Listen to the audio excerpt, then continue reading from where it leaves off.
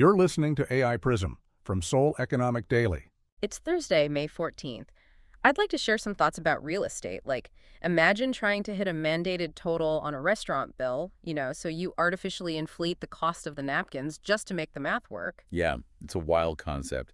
But today we're looking into reporting from the Seoul Economic Daily to see how developers are doing exactly that in Seoul's housing market.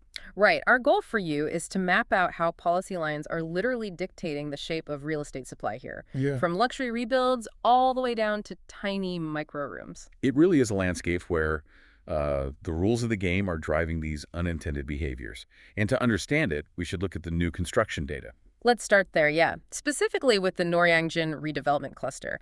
There are two projects right next to each other. Right. Project 8 and Project 6. Yeah, so Project 8 priced its standard units at around 2.50 to 2.80 billion won, which is roughly 1.76 to 1.97 million US dollars. Exactly. But they claimed the actual construction only accounted for 30% of that total. Wait, 30%? But then you look next door at Project 6, and they claimed construction made up over 50% of their total price. Right.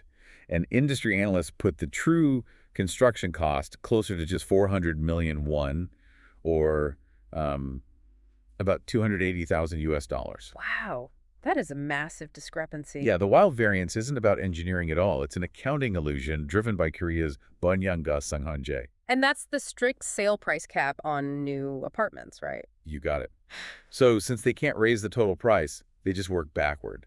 The land value gets fixed by appraisers, and it's heavily influenced by things like chopin. Chopin. That's when a complex has an elementary school embedded inside it. Exactly. So because the final sale price is capped by the government, builders just use the construction cost line item as a shock absorber. So it's whatever is left over after the land cost is finalized. Precisely. They just inflate the napkins to hit the bill total. Man, so if builders are exploiting these price caps from the top down, it makes you wonder what's happening at the bottom of the market. And it turns out property operators are playing a similar game with microhousing, specifically Goshiwon. Right, Goshiwon.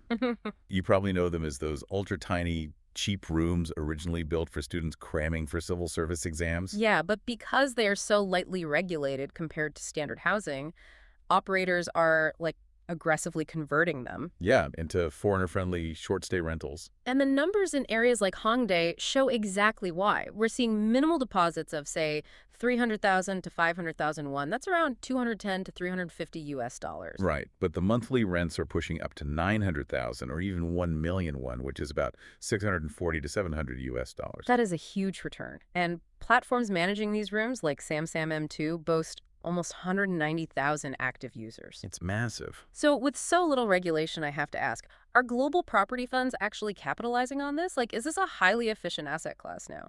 Oh, absolutely. It comes down to yield and agility. Because a Goshiwon business license bypasses the strict regulations of traditional hotels or long-term apartment leases, operators can pivot overnight. They're hitting a massive sweet spot for tourists and expats who need something between a nightly hotel and a traditional Korean one-year lease. The most efficient operators are keeping their vacancies under 3 days. Under 3 days? That is wild. Yeah, it's becoming a highly lucrative, stealthy asset class. It's fascinating that while short-term supply is quietly booming in those gray areas, the traditional long-term apartment supply just violently contracted? Yeah, it hit an absolute wall. And that brings us to May 9th. Right, when the multi-homeowner capital gains tax exemption expired. Exactly. The Ministry of Land, Infrastructure, and Transport had temporarily suspended a heavy tax surcharge on people selling multiple homes, hoping to, flush out inventory. But the second that window slammed shut, listings across Seoul dropped 6% in a matter of days. Yeah, we also saw daily land transaction permits plunge by 55%. And those permits are the pre-approvals you need just to buy property in designated speculative zones, right? Right, and asking prices shot right up.